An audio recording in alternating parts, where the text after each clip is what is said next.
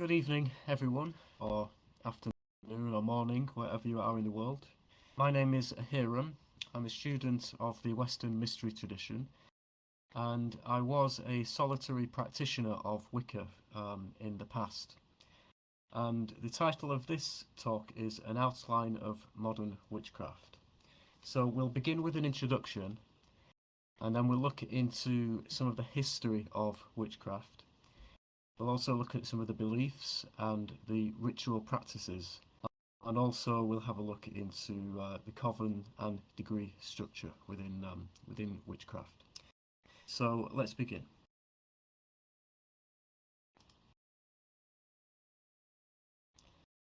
Modern witchcraft, also termed pagan witchcraft or Wicca, is a contemporary pagan new religious movement which was developed in England during the first half of the 20th century and was introduced to the public in 1954 by Gerald Gardner, a retired British civil servant.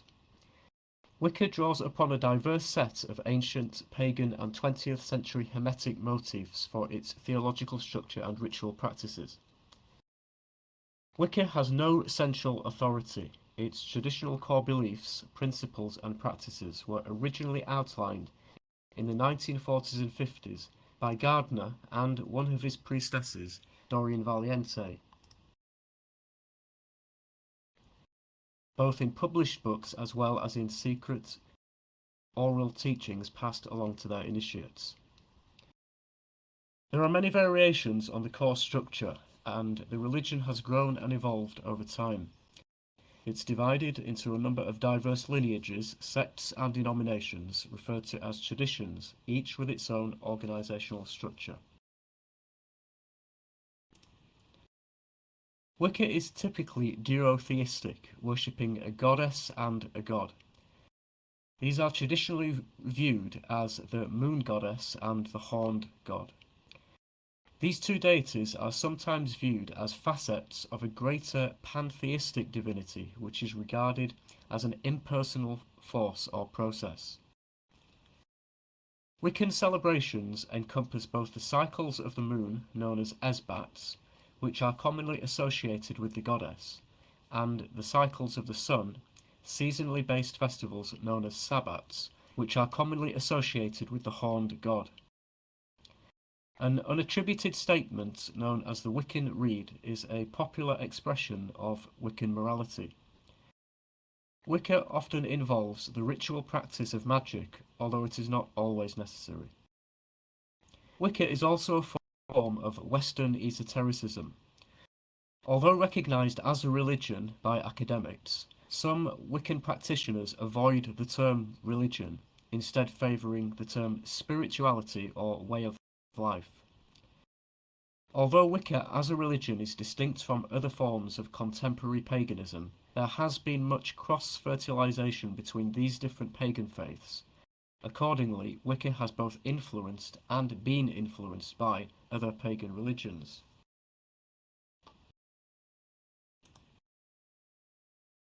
Okay, history. The historian and folklorist Dr. Margaret Murray traced back the origins of witchcraft to Paleolithic times, 25,000 years ago. She saw it as a more or less unbroken line through to the present, and as a fully organised religion throughout Western Europe for centuries before Christianity. 25,000 years ago, Paleolithic man depended upon hunting to survive. Only by success in the hunt could there be food to eat, skins for warmth and shelter, and bones for the creation of tools and weapons. In those days, people believed in a multitude of gods. Nature was overwhelming, and out of awe and respect for the natural world, people of the time ascribed a god to the sky, a god to the waters, a god to the wind, and so on. But, most importantly, a god controlled the all-important hunt, a god of hunting. Most of the animals hunted were horned, so people pictured the god of hunting also as being horned. It was at this time that magic became mixed in with the early stages of religion. The earliest form of magic was likely of the sympathetic variety. It was thought that similar things have similar effects, like attracts like. So, for example, if a life-size clay model of a bison was made and then attacked and, quote, killed, then a hunt of the real bison should also end in a kill, right? That's sympathetic magic. So you had this god of hunting, which was depicted as a horned god. The goddess, on the other hand, represented the great provider and comforter, Mother Nature or Mother Earth. With the development of agriculture, there was a further elevating of the goddess. She now watched over the fertility of the crops as well as of the tribe. The year then fell naturally into two halves. In the summer, food could be grown, and so the goddess predominated throughout the summer. In the winter, people had to revert to hunting, and so the god predominated throughout the winter. The other deities of wind, thunder, lightning, and so on gradually fell into the background and became of secondary importance. If you look at this diagram here, you see I've used a modern depiction of the wheel of the year, and what I've done is I've drawn a diagonal line through it to divide it into two halves. Now, in ancient Britain, there were only two seasons, summer and winter, right? And summer began on our, what we called, February the 1st or 2nd, known as, hang on a sec, have I got this right? No. Summer began on May the 1st, apologies. And winter began at the opposite side of the year, on the our 31st of October, or Samhain. Now, this is very interesting because even today in Britain, those dates are key dates in agriculture. So even though farmers may not be aware that they're following an ancient calendar, they are in effect, because May the 1st is traditionally the day of the year where livestock and cattle are taken to the summer pastures, and then they're brought back in again at the end of October. So this ancient calendar goes back to it goes right back into the ancient world, and when there were only two seasons.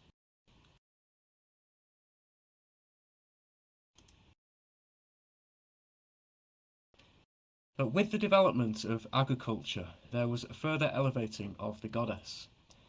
She now watched over the fertility of the crops as well as of the tribe. The year then fell naturally into two halves.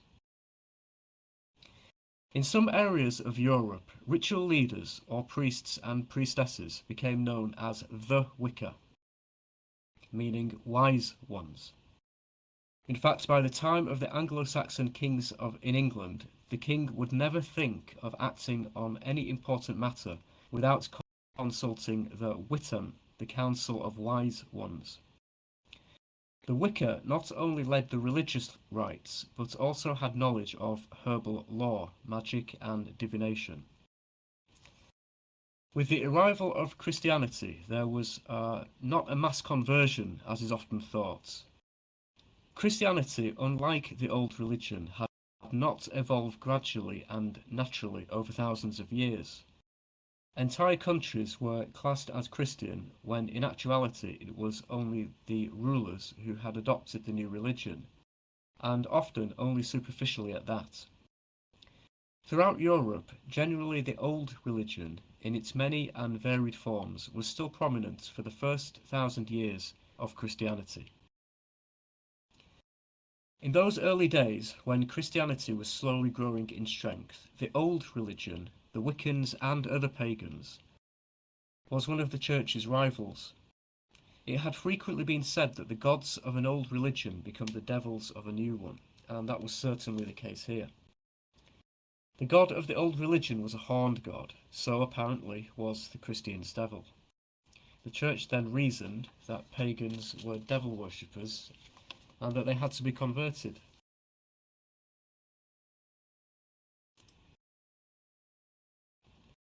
In 1604, King James I of England passed his Witchcraft Act outlawing witchcraft. On the screen here is a plaque on the side of a pub in Lancashire in the north west of England. And it depicts a relatively short list of some witches who were tried, sent to trial and hanged. This was just a very small handful of people who were tried as witches in the UK during the witch hunts in the 1600s. There were a huge amount of people who were murdered, and you only really had to be accused of being a witch to not really have much chance, because what would tend to happen is if you were accused of being a witch, you'd first have to, and if you didn't admit it, you'd have to undergo a test whereby you were tested to find out whether you were a witch or not. And the test was that you were submersed in water for a certain length of time. And when brought back up to the surface, if you were still alive, you were deemed a witch and therefore hanged. So you didn't really have much of a chance. The plaque reads, by the way, in memory of the Lancashire witches who were reputed to have taken their last drink here on the way to the gallows, 20th of August 1612. The Witchcraft Act was repealed in 1736 and was replaced by an act that stated that there was no such thing as witchcraft, and to pretend to have occult powers was to face being charged with fraud. So in a way, that's quite interesting in itself, because first of all you had this demonization of witches and mass persecution of witches, and then when there were you got rid of all the witches, then you then kind of ridiculed the idea of witchcraft, right? So that people would no longer take it seriously or take the idea of spirituality or magic seriously. So that's quite an interesting occurrence in history. But by the late 17th century, the surviving members of the craft had gone underground into hiding. For the next 300 years, to all appearances, witchcraft was dead. But a religion which had lasted 20,000 years, in effect, did not die so easily. In small groups, surviving covens, often of only family members, the craft continued.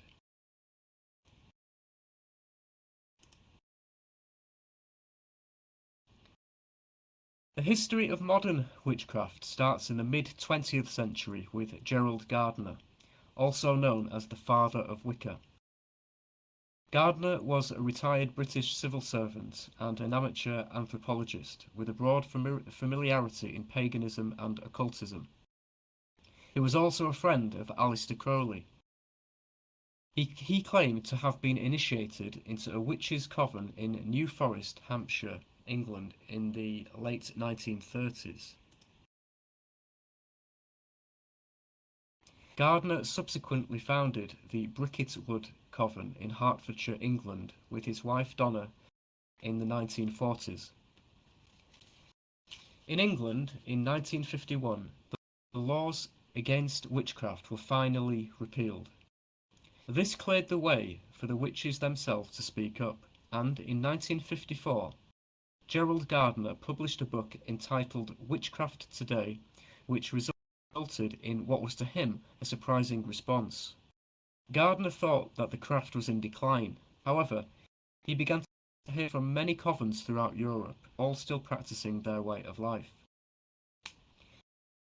From his lifetime study of religion and magic, Gardner felt that what he found as the remains of witchcraft was incomplete and inaccurate. For millennia, the old religion had been a purely oral tradition. It wasn't until the persecutions in the 1600s, with the separating of covens and the resultant loss of intercommunication, that anything was put into writing.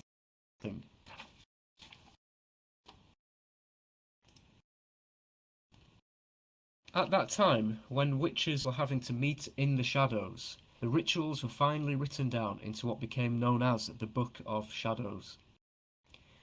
The book was then copied and recopied as it passed over the years from Coven leader to Coven leader. It was only natural that errors would creep in. Gardner took the rituals of the Coven to which he belonged and rewrote them as he felt they should have been. This form then became known as Gardnerian witchcraft.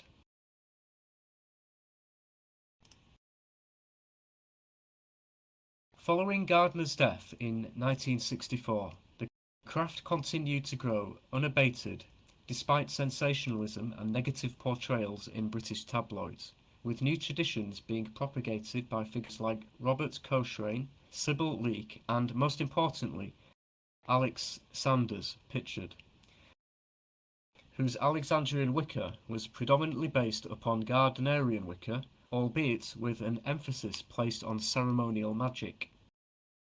This spread quickly and gained much media attention.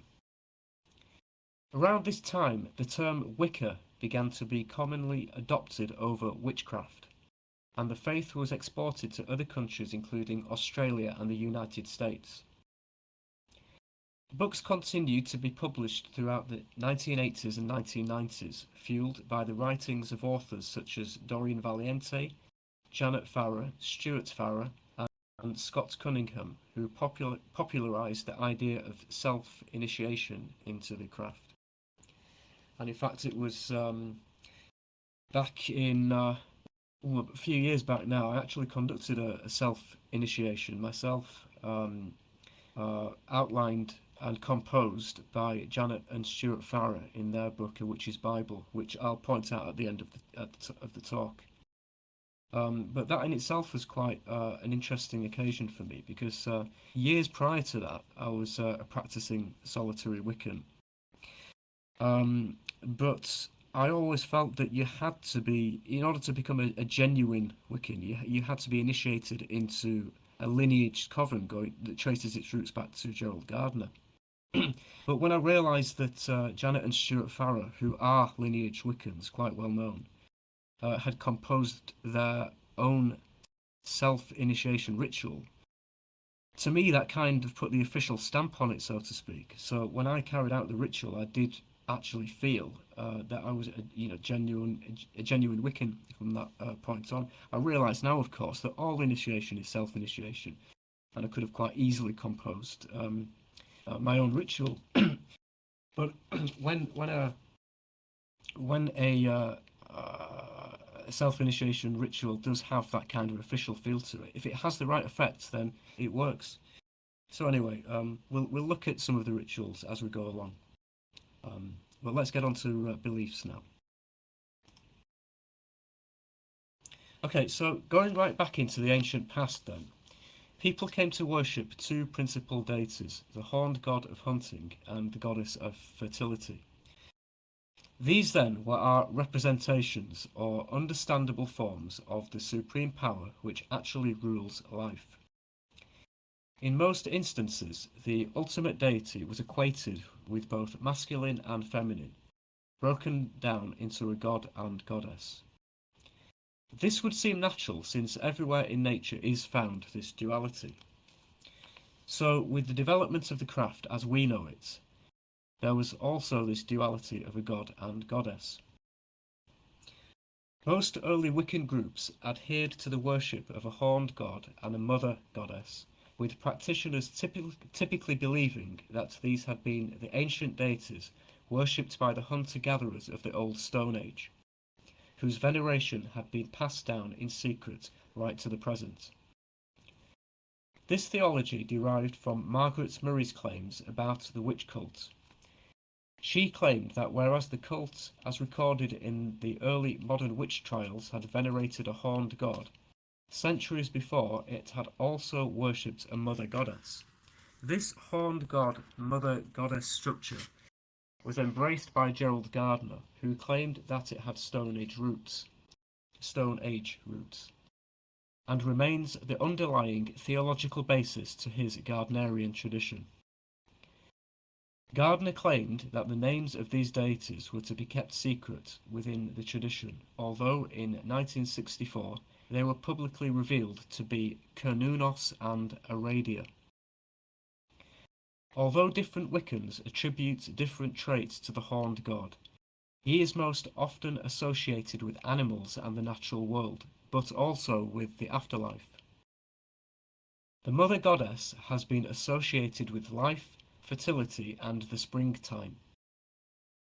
Wicca's duotheism has been compared to the Taoist system of yin and yang. As such, they are often interpreted as being embodiments of a life force manifest in nature.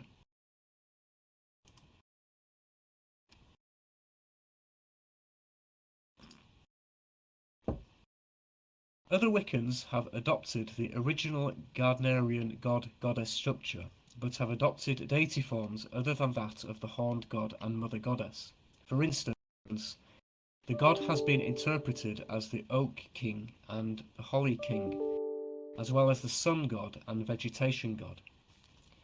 The goddess is often portrayed as a triple goddess, thereby being a triadic deity comprising a maiden goddess, a mother goddess, and a crone goddess, each of whom has different associations, namely virginity, fertility, and wisdom. Other Wiccan conceptualizations have portrayed her as a moon goddess. The gods are therefore vehicles of power rather than actual persons. The personification of a particular type of cosmic power in the form of a god or goddess, carried out by believers and worshippers over many centuries, builds that god form or magical image into a potent reality on the inner planes, and makes it a means by which that type of cosmic power may be contacted.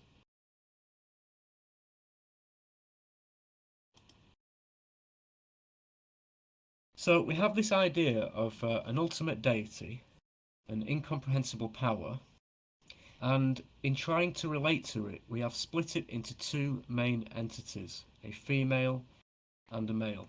To these we have given names. So in witchcraft, the god and the goddess are intermediaries. Different traditions use different names, however, these are the names used for the understandable forms of the supreme power, the ultimate deity. They are the deities honoured and worshipped in the witchcraft rites. Belief in the afterlife varies among Wiccans and does not occupy a central place within the religion. It is commonly acknowledged among Wiccans, however, that human beings have a spirit or soul that survives bodily death.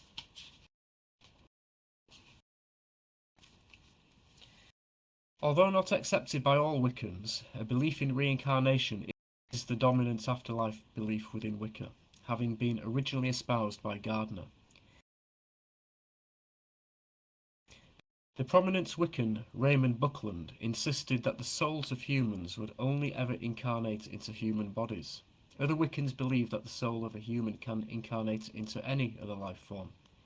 There's also a common Wiccan belief that any witches will come to be reincarnated as future witches, and that was an idea originally expressed by Gardner. Gardner also held the view that the human soul rested for a period between bodily death and its incarnation. This resting place is referred to as the Summerland among the Wiccan community.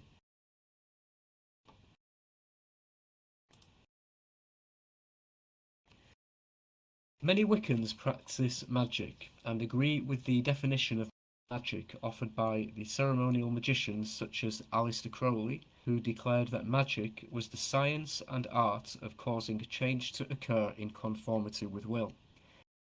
And also Samuel Mather's Samuel Mathers of the Golden Dawn, who stated that magic was the science of the control of the secret forces of nature.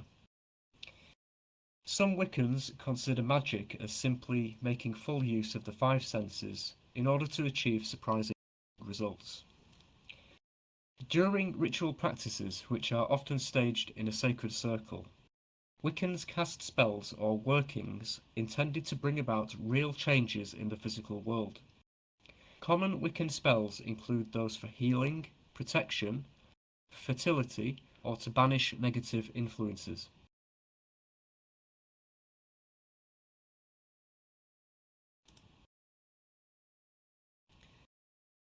There exists no dogmatic moral or ethical code followed universally by Wiccans of all traditions. However, a majority follow a code known as the Wiccan Rede, which states, "An it harm none, do what you will." This is usually interpreted as a declaration of the freedom to act along with the necessity of taking responsibility for what follows from one's actions and minimizing harm to oneself and others. The Wiccan Rede was most likely introduced into Wicca by Gerald Gardner and formalized publicly by Dorian Valiente. Another common element of Wiccan morality is the law of threefold return, which holds that whatever benevolent or malevolent actions a person performs will return to that person with triple force.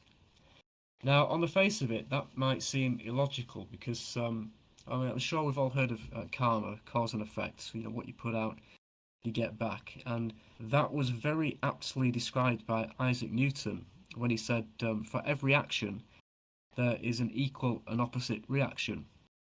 Now, if you think of the Wiccan idea that what you put out returns to you triple force, that doesn't equate, does it? You know, it should come back to you with the same force, not triple. But what it actually means is with equal force on each of the three levels of body, mind, and spirit, right? So in effect, if you put out a negative action, even if you were only aware that you were doing it physically, you're still putting it out in mind and spirit as well, even if you weren't aware of it, right? Inadvertently. And so it's just a reminder that what you put out comes back to you on all three levels.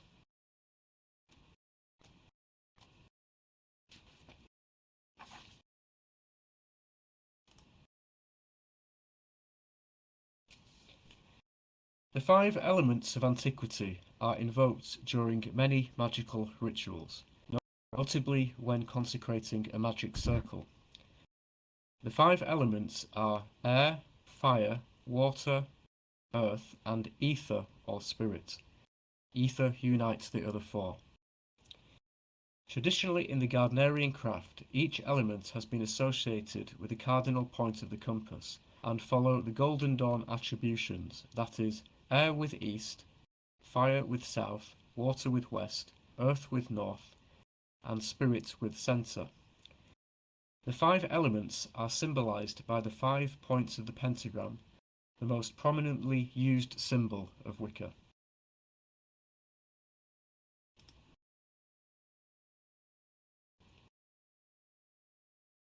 Okay, ritual practices.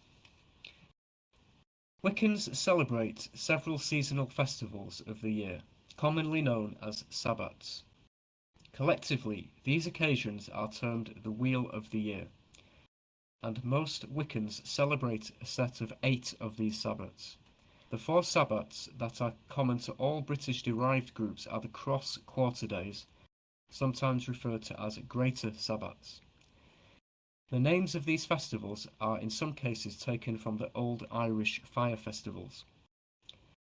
The other 4 festivals commemorated by many Wiccans are known as the lesser sabbats and comprise the solstices and the equinoxes, and were only adopted in 1958 by members of the Bricketswood Coven, before subsequently being adopted by other followers of the Gardnerian tradition, and eventually other traditions like Alexandrian Wicca.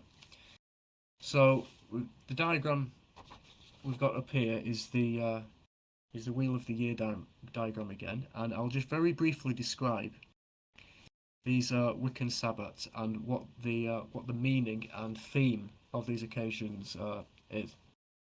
So we start the first the new year, the Wiccan New Year. The first celebration of the year is actually Samhain, which, as you can see on the diagram here, is in the top on the top left, right, and that is our October 31st, right.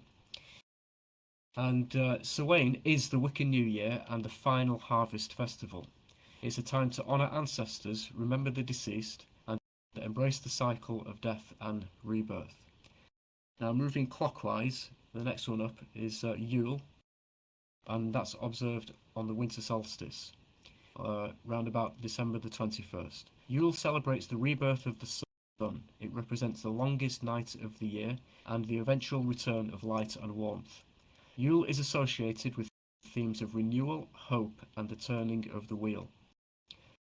The next festival, Imbolc, it's spelled Imbolc, but it's pronounced Imbolc, held on February the 1st or 2nd, and heralds the arriving of spring and honours the Celtic goddess Brigid. It symbolises the awakening of the earth, purification, and the anticipation of new beginnings. It's also a time to celebrate creativity and inspiration. The next festival, Ostara, which is celebrated during the spring equinox around March the 21st, marks the balance between day and night. It signifies the arrival of spring, fertility, and the renewal of life in nature. It's associated with the goddess Ostara and is often symbolized by eggs and hares. Next festival, Beltane, observed on May the 1st, welcomes the height of spring and the beginning of summer. It's a time of fertility, passion, and abundance. Beltane celebration often involve bonfires, maypole dancing, and rituals honouring the union of the divine masculine and feminine. Next festival is Litha, celebrated on the summer solstice, typically around June the 21st, and is the longest day of the year. It honours the peak of the sun's power and the abundance of nature.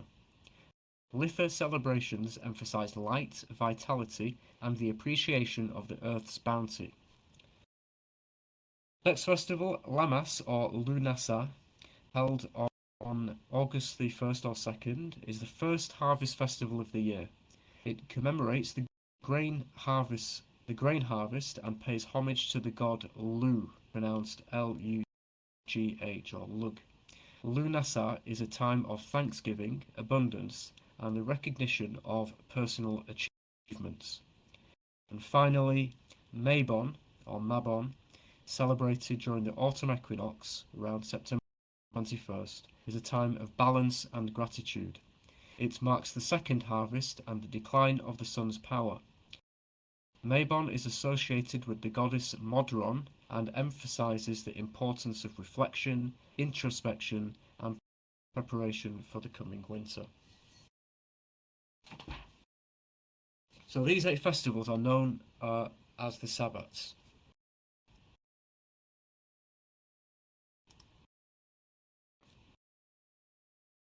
Phases of the moon are also important to the proper working of magic.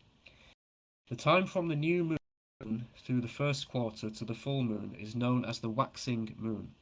From the full through the last quarter to the new is known as the waning moon. Basically, constructive magic for growth is done during the waxing cycle, and magic for destruction is done during the waning cycle. Constructive magic would include such things as love, success, protection, health, and fertility. Destructive magic would include such things as binding spells, separation, or elimination of a bad habit. There is a certain element of sympathetic magic just in this time of working. For example, as the moon waxes or grows, so grows the opportunity for which you are working, right? Or as the moon wanes, so declines the bad habits you are trying to overcome.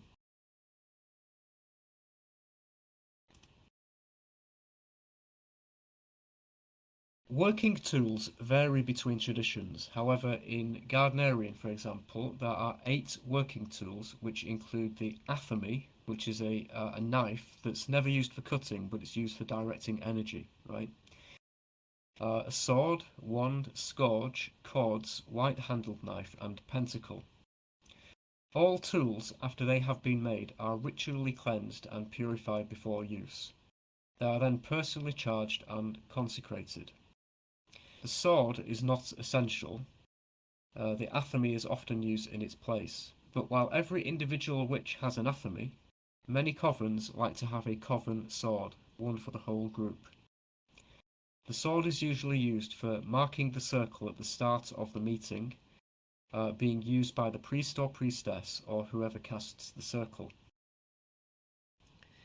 If we just go through some of these tools here, at the top you've got you have the god and goddess figure. I've just noted a discrepancy here actually. The green coloured candle should actually be next to the goddess, and the red coloured candle should be next to the god there.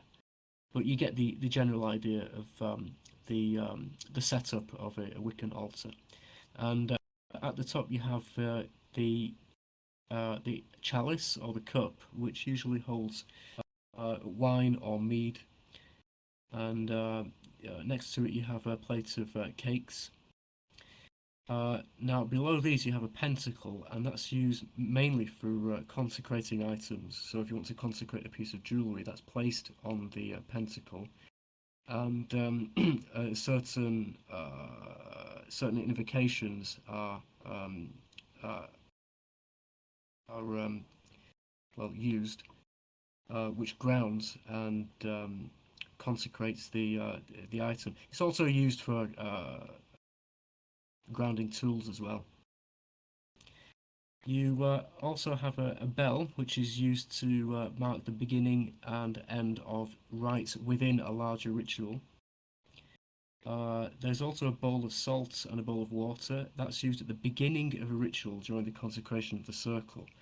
And I'll describe that in a little bit more detail as we go along. There's the athame over on the left-hand side here, which is used to direct energy. Interestingly, it's actually used more often than a wand to direct energy, but a wand is often used for certain rites, and you can see that just below the athame in the diagram. You also have some incense there as well, which is obviously not essential, but it really does add to the atmosphere of any magical ritual. So with regards to the wand then, some Wiccans say that it must be made out of rowan wood. Some say it must be made out of ash or willow or hazel. Some say that it must be exactly 21 inches long, cut from a virgin hazel tree in the hour of Mercury on the day of Mercury, and so on, right? These are all very valid in my opinion, but it really doesn't matter as long as it's kind of associated. If you're happy with it and you have a kind of a connection with it, then any wooden item, will actually serve as a director of energy, i.e. a wand. And I find that if you cut a length of wood the same length as from your elbow to the top of your longest finger, so if you put your elbow on a table with your forearm vertical and just measure from the table to the tip of your longest finger, and then cut a piece of doweling, right? Well, the moment you've cut it, it's already personalised to you. It's a unique length. Then obviously you can varnish it, paint it, put sigils on it, whatever you like. So when it comes to making a wand, that really is personal preference. The altar, interestingly, is most often placed in the north of a ritual circle, not in the east or in the centre, and that's quite interesting. Right then, okay, so let's have a look at Wiccan rituals then. So many covens and some solitary witches perform their rituals naked, referred to in the craft as sky-clad, clad only by the sky. However, this is not a necessity, and many covens and solitary witches wear ritual robes. Now, when I performed my rituals, I always wore a robe, right? I think from what I've seen, it appears that the vast majority of Wiccans actually wear some form of clothing, right? It seems to be the case that working skyclad is not an ancient practice. It seems to have been introduced by Gerald Gardner and his wife, who were both naturists, right? But some Wiccans do actually prefer the idea of being in a natural state, so to speak. In some traditions, certain jewellery is used to signify rank. For example, in Gardnerian witchcraft, female witches of all degrees wear a necklace signifying the circle of rebirth. The third degree High Priestess wears a wide silver bracelet with certain specific inscriptions. The High Priest wears a torque-like gold or brass bracelet, again with certain inscriptions, and the Queen wears a crescent moon crown of silver. Now, pictured here is Janet Farrar of Alexandrian Wicca, and you can see she's wearing the silver bracelets, the necklace. She's also got some bracelets on her upper arms as well. She has the silver crown, and she's also holding a scourge and a wand as well.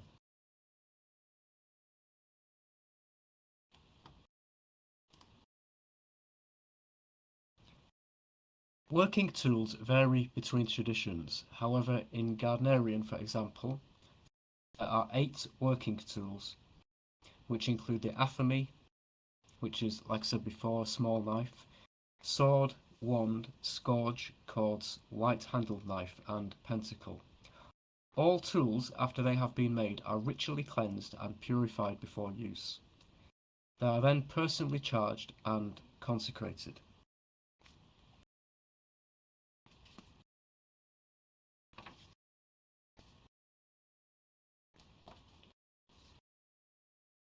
Along with the working tools then, there are many rituals within Wicca that are used when celebrating the Sabbats, Esbats and working magic. A typical rite would involve the Coven, or solitary Wiccan, assembling inside a ritually cast and purified magic circle. Casting the circle may involve the invocation of the guardians of the watchtowers of the cardinal directions, alongside their respective classical elements of air, fire, water, and earth. Once the circle is cast, a seasonal ritual may be performed, prayers to the god and goddess are said, and spells are sometimes worked. These may include various forms of raising energy, including raising a cone of power for the purposes of sending healing or other magic to persons outside of the sacred space.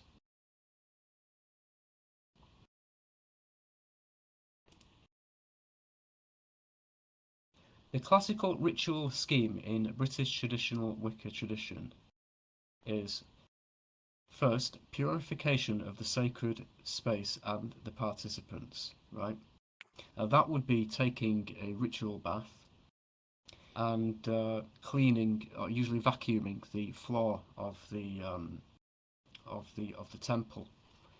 Interestingly, this is where the idea of the witch's broomstick comes from.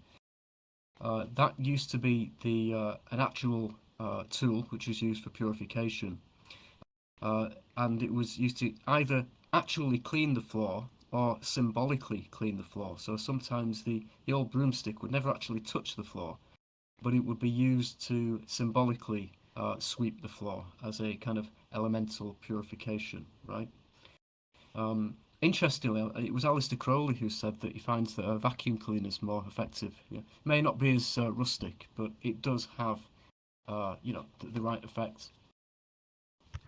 You'll notice that when you actually vacuum a room, you notice that it does feel different after, even if you're not spiritually minded. So that's the first part of the ritual. Then is casting the circle. Now that's done either with a sword or an athame, right? And typically the high priestess or high priest or someone appointed by them would then hold the sword or athame at the northernmost point of the circle, and then move deosil, right, which is clockwise, round the circle, right, back to north again. And as that's being done, a kind of a blue light is visualized being drawn on the floor, right? And once the circle is created, that blue light is then visualized to then extend as like a dome around the above the circle, and then also extends as a dome below the ground, thus creating almost like a sphere of blue light. After that is calling of the elemental quarters. That would typically involve drawing a banishing earth pentagram in each of the four quarters, beginning with east. Right, even though the altar is placed in the north, you would still begin in the east, and a invocation would be recited, which would go something like, "Hail, guardians of the watchtowers of the east, ye lords of air! I do summon, stir, and call you up to witness our rites and to guard the circle." And then you would thrust the athame into the pentagram. And the pentagrams are also visualized as being like a bluish kind of light. And then you would go around and you would do the same with each until you get to the north.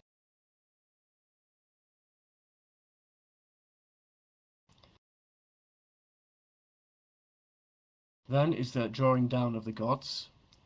Again, there are different incantations for this, different invocations. Some of them are actually written by Aleister Crowley, which are very poetic and quite pleasant. After that are the workings, right?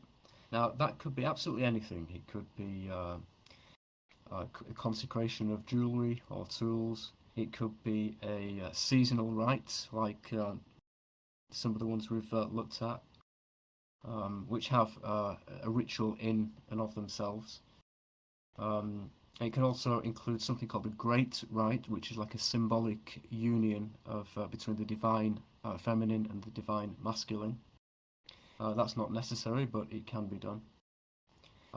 And anything else, so various forms of magic, sigil magic, Kabbalah magic, basically whatever you like, really.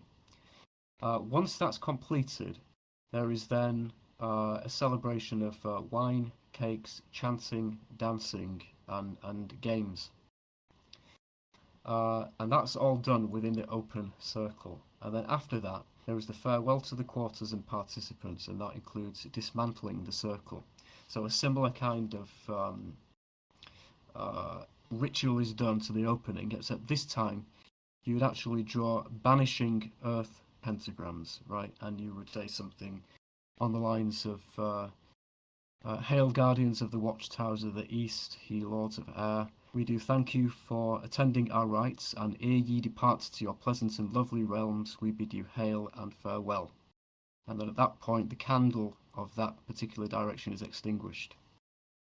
And then once you've done that to all four quarters, you would then dismantle the circle widdershins, or anti-clockwise, right? It's the only time you go anti-clockwise within a Wiccan circle, and that's to dismantle the circle. And as you do, you hold out the athame or sword, and then as you move round the circle anti-clockwise, you imagine the energy of the circle being drawn in through the athame, through your arm, through your body, down through your body, through your feet, into the ground. So you're grounding it, you're drawing it away, right? And then it does have a very marked effect of almost like bursting a bubble, so to speak. You know, you have this contained environment, and then suddenly it's all open once you've done that. And you really do feel that that's the end of the rite. Okay, so like I said, these rites typically include the working tools previously mentioned, as well as chalice, candles, incense, and sometimes a cauldron. Cauldrons sometimes used for burning a slip of paper on which is written certain bad habits or things you want to eliminate. Right. Now, before entering the circle, some traditions fast for the day and or ritually bathe. After a ritual has finished, the god, goddess, and guardians are thanked. The guardians of the watchtowers are dismissed, and the circle is closed, as we've just described.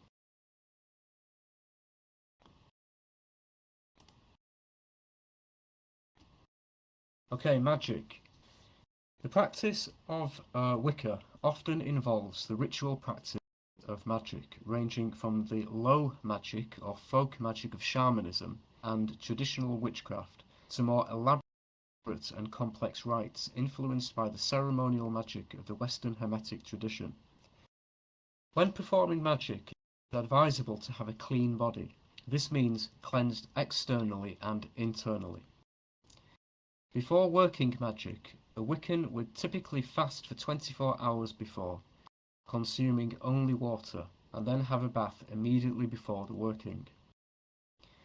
Magic performed by Wiccans includes clairvoyance and divination, astral projection, healing, talismanic magic with the use of planetary squares, and also Kabbalah.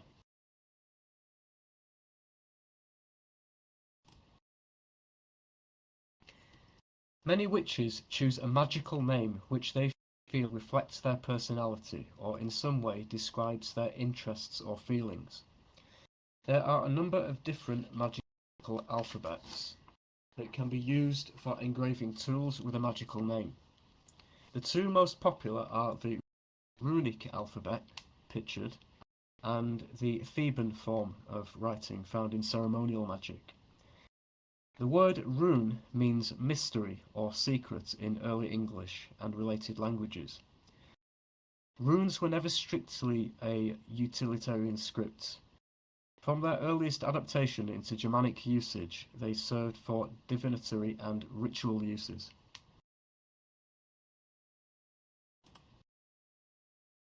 The Theban alphabet is used quite a lot in the craft. In Gardnerian, for instance, it's used for writing the High Priestess's name on her bracelet. Theban differs from the runes in that it was originally written on parchment, as well as being engraved and etched on talismans, so it could be more elaborate than the angular runes, which were used for carving into wood and stone.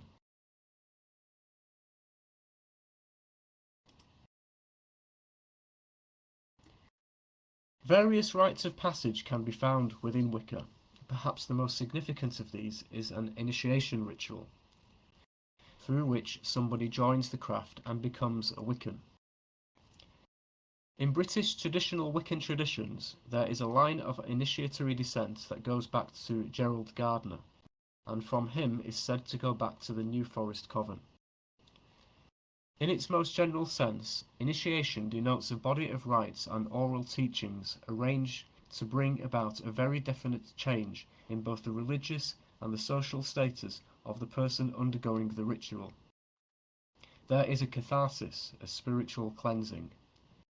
The person becomes, in effect, another person. The central theme of an initiation, any initiation, whether it be witchcraft, primitive, tribal, or even Christian in form, is what is termed a palingenesis, a rebirth.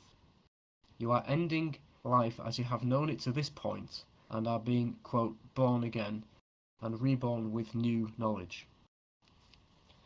In British traditional Wicca, initiation only accepts someone into the first degree. To proceed to the second degree, an initiate has to go through another ceremony, in which they name and describe the uses of the ritual tools and implements.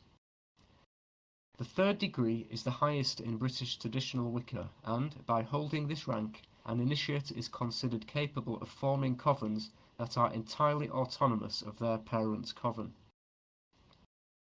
Some solitary Wiccans also perform self-initiation rituals to dedicate themselves to becoming a Wiccan. The first of these to be published was in Paul Hudson's Mastering Witchcraft. Subsequent self-initiation rituals have since been published in books designed for solitary Wiccans by authors like Doreen Valiente, Scott Cunningham, and Jarrett and Stuart Farrer. Pictured here, by the way, is Alex Sanders performing an initiation ritual to two new candidates. And the books I've just mentioned, I will actually bring these up later on, but these are some books which include self-initiation rituals.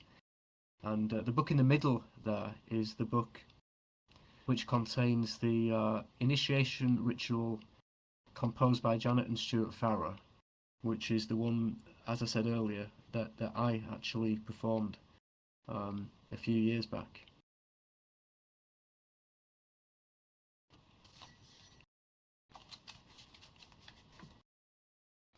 I'll bring these books up later at the end.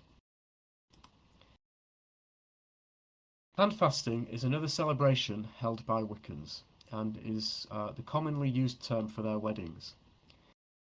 Some Wiccans observe the practice of a trial marriage for a year and a day. The common marriage vow in Wicca is for as long as love lasts, instead of the traditional Christian till death do us part. The first known Wiccan wedding ceremony took place in 1960 amongst the Bricket Wood Coven between Frederick Lamond and his first wife Gillian. Infants in Wiccan families may be involved in a ritual called a wickening, which is analogous to a christening. The purpose of this is to present the infant to the god and goddess for protection. Parents are advised to give their children the gift of Wicca in a manner suitable to their age. Now, in accordance with the importance put on free will in Wicca, the child is not expected or required to adhere to Wicca or other forms of paganism should they not wish to do so when they reach adulthood.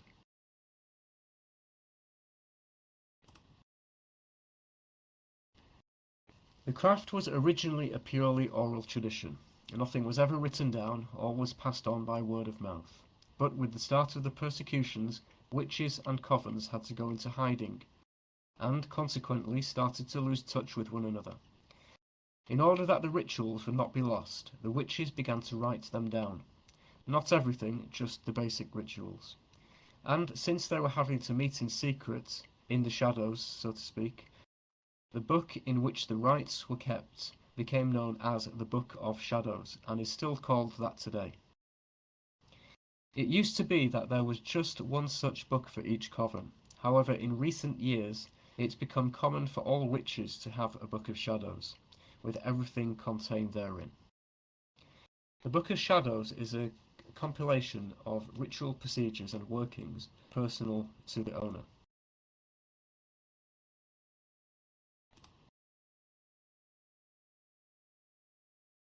Okay, covens and degrees. Those traditions which trace a line of initiatory descent back to Gerald Gardner include Gardnerian Wicca, Alexandrian Wicca, and Seax Wicca. Because of their joint history, they are often referred to as British traditional Wicca. Seax Wicca has kind of like an Anglo-Saxon theme to it, hence the name.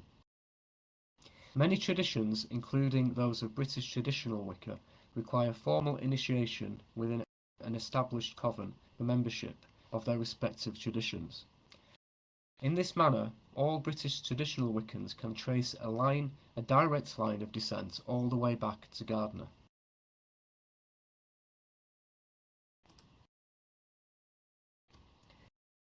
Lineaged Wicca is organised into covens of initiated priests and priestesses.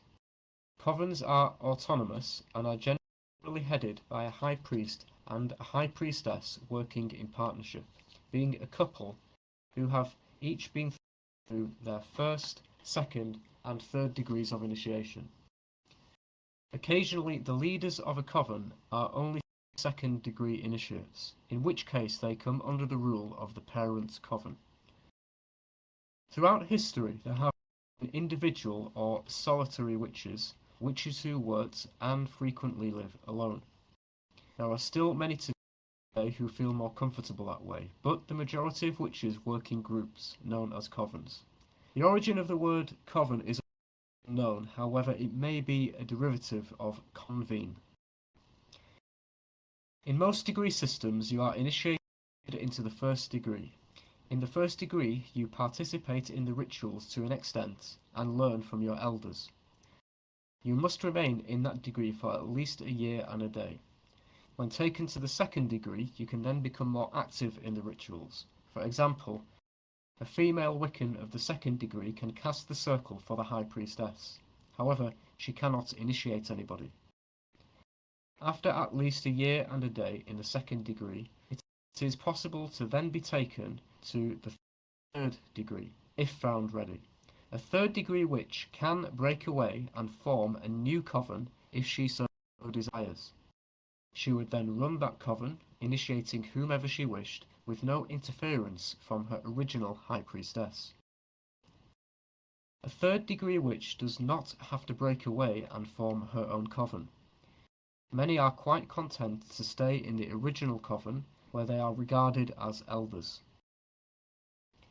As much as possible, coven members are given different tasks to carry out during rituals. For instance, one person will be in charge of the incense, another to see that the wine is topped up, another to turn pages of the book, and so on. All are considered equal in the circle. The ritual leaders, i.e. the priest and priestess, are just that, leaders, not rulers. And just a final word on eclectic Wicca. A large number of Wiccans do not exclusively follow any single tradition, or are even initiated. These eclectic Wiccans each create their own syncretic spiritual paths by adopting and reinventing the beliefs and rituals of a variety of religious traditions connected to Wicca and broader paganism. Eclectic Wicca is the most popular variety of Wicca in America, and eclectics now significantly outnumber lineaged Wiccans.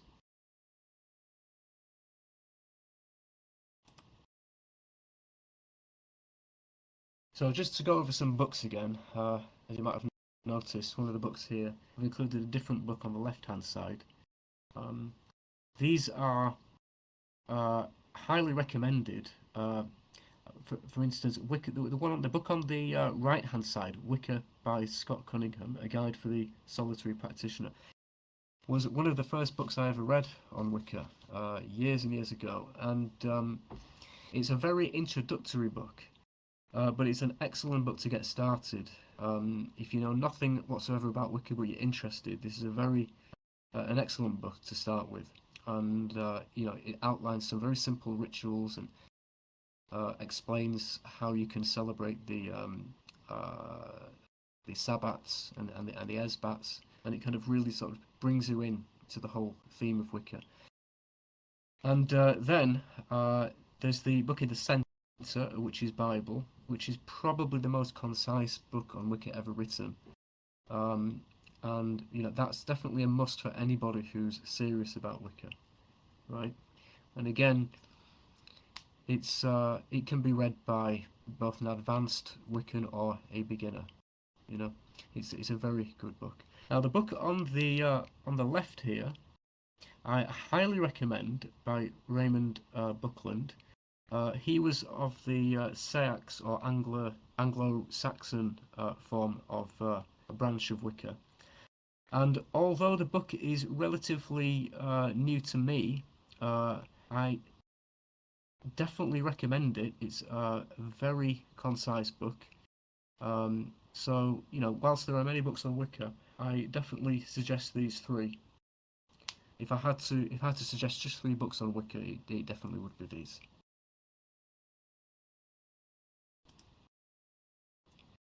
Okay, so just to recap then, we started with some history, which involved the use of witchcraft from the Paleolithic times through to the persecutions of witches in the 1600s, and then from Gerald Gardner's introduction of Wicca in 1954 to the present day. We had a look at the beliefs of Wicca, which included the god-goddess dynamic and how it came into use, and we also looked at some of the morality aspects of the craft. We then looked into a little bit more detail into the ritual practices, which included the Wheel of the Year, the 8 Sabbats, how the moon phases play an important part in Wiccan rituals and practices. We looked at the working tools, the ritual structure, and some forms of magic practiced by Wiccans.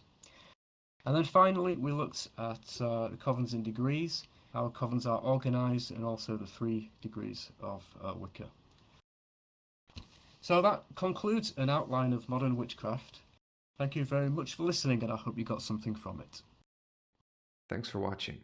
If you enjoyed this video, please share it and subscribe to the channel. Become a supporter to help create more VR and multimedia content at vrmystery.school/support. Join the Discord chat with invite code VRM, or learn how to join our events in virtual reality at vrmystery.school/join. No headset required.